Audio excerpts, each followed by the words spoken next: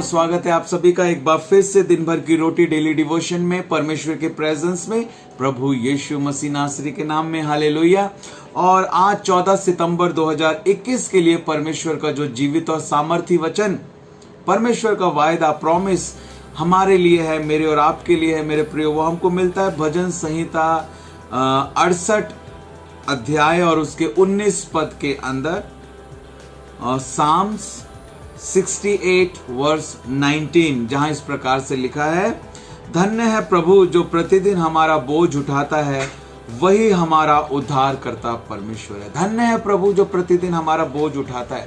आज मैं आपको इस बात को समझाना चाहता हूं इस माध्यम से, हर एक मेरे भाई बहन को परमेश्वर के आत्मा के द्वारा। और मैं कहना चाहता हूं, यदि आज हम परमेश्वर के आत्मा की आवाज को सुने तो आज हम अपने मनों को कठोर ना करें। हालेलुया। पवित्र आत्मा का आदर करें। जब लिखा है इस बात के बारे में कि पवित्र आत्मा की निंदा की कोई भी क्षमा नहीं है। हालेलुया।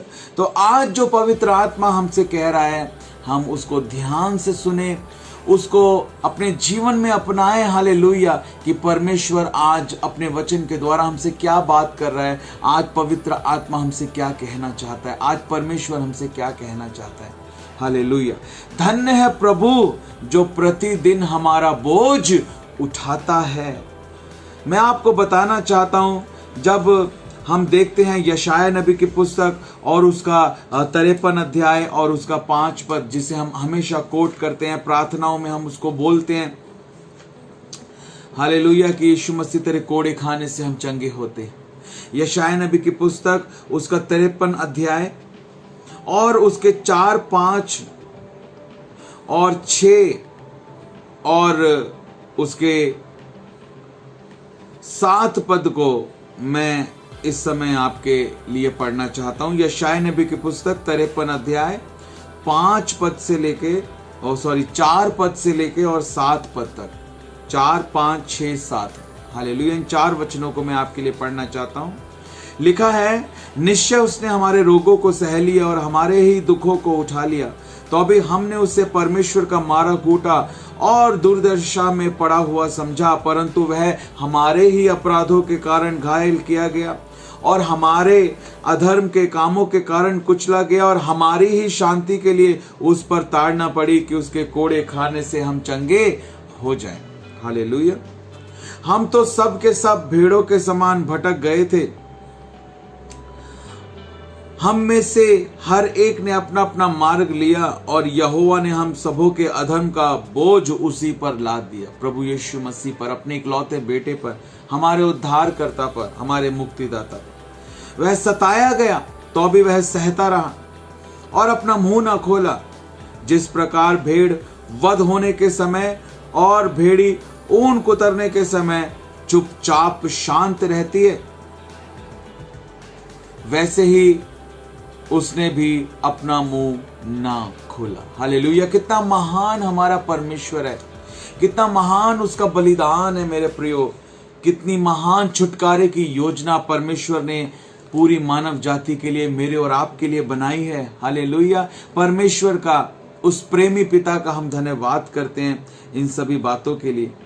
और केवल इतना ही नहीं, जब हम भजन संहिता 106 में देखते हैं, भजन संहिता 106 और उसके 3 पद के अंदर, हालेलुया, भजन संहिता 106 और उसके 23 पद के अंदर, भजन संहिता 106 और उसका 23 पद, इसलिए उसने कहा कि मैं उनका सत्यानाश कर डालता यदि मेरा चुना हुआ मूसा जोखिम के स्थान में उनके लिए खड़ा ना होता। हालेलुया। मेरा चुना हुआ मूसा जोखिम के स्थान में उनके लिए खड़ा ना होता तो मैं उनका सत्यानाश कर डालता। परमेश्वर कह रहा है, वो मेरा दास मूसा जो उस जोखिम के स्थान में खड़ा हुआ ताकि मेरी जलजलाहट को ठंडा करे, कहीं ऐसा ना हो कि मैं उन्हें सत्यानाश कर डालूं। आप देखते हैं एक मध्यस्थता की प्रार्थना, एक इंटरसेसरी प्रेयर, जैसे मूसा पूरे इजरायलियों की तरफ से परमेश्वर से प्रार्थना कर रहा है और परमेश्वर अपने दास मूसा के कारण इजरायलियों को उनको दंड नहीं दे रहे, उनको सत्यानाश नहीं कर रहे, उन पर दया कर रहे हैं, क्योंकि वो अपने दास मूसा को उन सारे इजरायलियों के लिए एक मध्यस्थ के रूप में देख रहे हैं। उसी प्रकार प्रभु यीशु मसीह जो परमेश्वर और मनुष्य के बीच में एक बिचवई, जो हमारा उद्धारकर्ता बनकर आया और जो अब पिता के दाहिने हाथ पर बैठा और हमारे लिए विनती और प्रार्थना कर रहा है, और प्रभु अब तक हम पर दया कर रहे हैं, अब तक हम पर अनुग्रह कर रहे हैं, क्योंकि आज भी प्रभु यीशु मसीह हमारे लिए पिता के दाहिने हाथ पर बैठकर प्रार्थना कर रहे हैं, विनती और प्रार्थना कर रहे हैं। हालेलुया।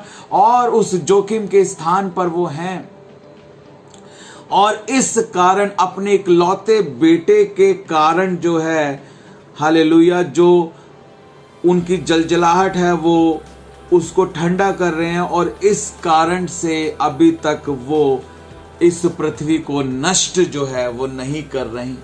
हालेलुया। कितना महान हमारा प्रभु यीशु मसीह है कि उसने उस स्थान पर, उस जोखिम के स्थान पर खड़े रहकर हमारे लिए मध्यस्थता की प्रार्थना की है मेरे प्रियो। हालेलुया। कितना महान हमारा परमेश्वर है जिसने वो योजना बनाई कि अपने इकलौते बेटे को हमारे लिए कुर्बान किया, ताकि पूरी मानव जाति के लिए छुटकारा मिल सके। हालेलुया। पापों की क्षमा मिल सके, पूरा छुटकारा मिल सके मेरे प्रियो। हालेलुया।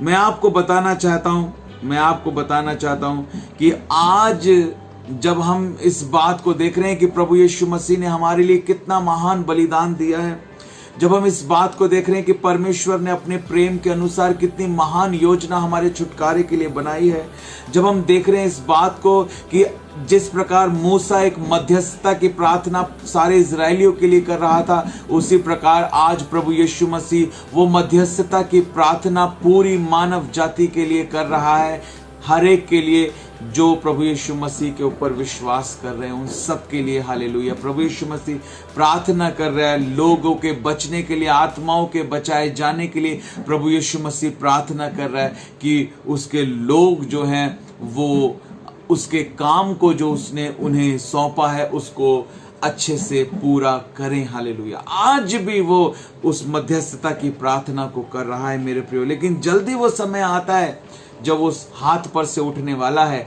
और बादलों पर अपनी दुल्हन को लेने आने वाला है। इससे पहले कि वो मध्यस्थता की प्रार्थना खत्म हो जाए, इससे पहले कि परमेश्वर का दंड इस पृथ्वी के ऊपर आ जाए, न्याय शुरू हो जाए, अनुग्रह का समय खत्म हो जाए, इससे पहले कि परमेश्वर के प्रकोप के सातों कटोरे उंडेले जाने शुरू हो जाए, उससे पहले हमें अपने आप को जांचने की और परमेश्वर के वचन के अनुसार अपने आप को ढालने की जरूरत है मेरे प्रियो। हालेलुया। और हमें एक कार्य जो करने की जरूरत है, जिस बोझ के साथ प्रभु यीशु मसीह ने सेवकाई की मेरे और आपके लिए। हालेलुया। जैसा हमने वचन में पढ़ा कि जैसा भेड़ ऊन कुतरने के समय चुप रहती है, वो चुप रहा, उसने अपना मुंह ना खोला। हालेलुया। वो सहता रहा। हालेलुया। वो कुचला गया। हालेलुया। और हमारे लिए उसने उस कांटों के ताज को उठाया, हमारे लिए उसने अपने हाथों और पैरों में वो कीले ठुकवाई, हमारे लिए उसने उस क्रूस को उठाया, हमारे पापों का भार उसने अपने ऊपर उठाया। हालेलुया।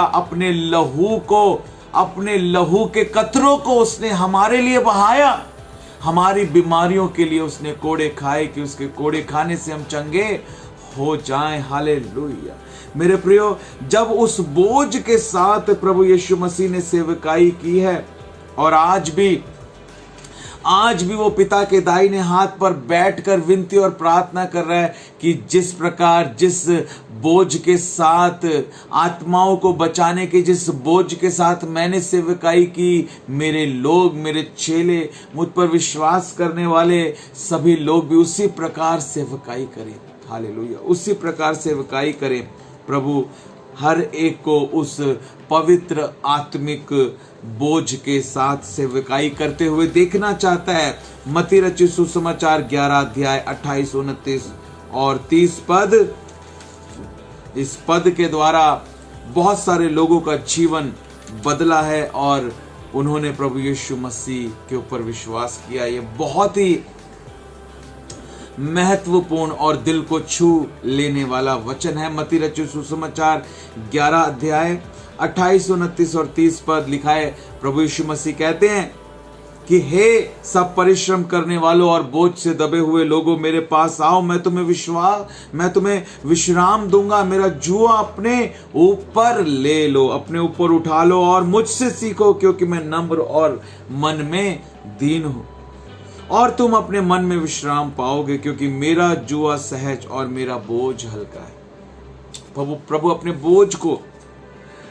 अपने बोझ को हमको देना चाहता है, आत्मिक बोझ को हमको देना चाहता है, पवित्र बोझ को, आत्माओं के जीतने के बोझ को प्रभु हमको देना चाहता है। प्रभु चाहता है कि हम प्रभु यीशु मसीह पर विश्वास करने के बाद प्रभु यीशु मसीह के वचन के अनुसार अपने जीवन को बनाएं, और प्रभु यीशु मसीह ने हमारे जीवन के लिए जो योजना रखी है, जो बुलाहट रखी है, उस बुलाहट को पहचान कर एक पवित्र बोझ के साथ हम नाश हो रही आत्माओं को जीतें। जिस प्रकार प्रभु यीशु मसीह ने अपने कार्य को पूरा किया जो पिता ने प्रभु यीशु मसीह को दिया था, उसी प्रकार वो कार्य जो प्रभु यीशु मसीह ने मुझको और आपको दिया है, हमें उसे पूरा करना है। जिस प्रकार यीशु मसीह ने कहा पूरा हुआ, उसी प्रकार हमें भी एक दिन प्रभु यीशु मसीह को जवाब देना है कि प्रभु, हमने उस कार्य को पूरा किया या हमने उस कार्य को अधूरा ही छोड़ दिया। हालेलुया। तो इससे पहले कि प्रभु न्याय करने आ जाएं,